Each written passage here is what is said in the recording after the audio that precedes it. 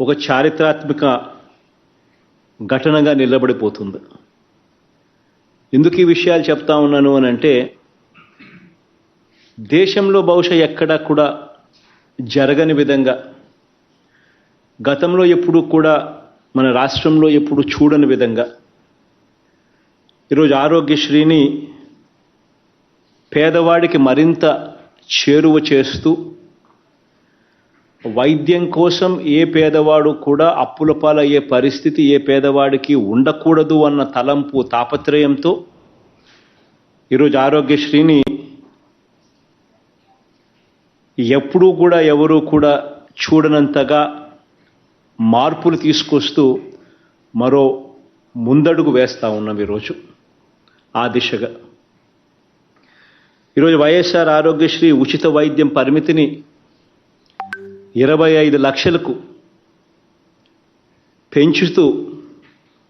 ఒక చారిత్రాత్మక నిర్ణయం తీసుకోవడము,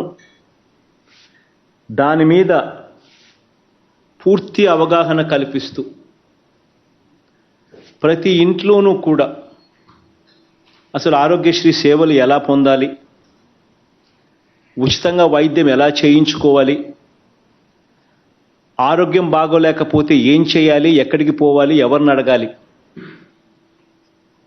ఇలాంటి ప్రతి డౌటును కూడా ఎవరి మనసులో కూడా ఇటువంటి డౌట్స్ అన్నీ కూడా లేకుండా క్లియర్ చేస్తూ, వారి ప్రతి ఇంటికి వెళ్ళి ఈ కార్డ్స్ డిస్ట్రిబ్యూషన్ చేస్తూ, మరోవైపున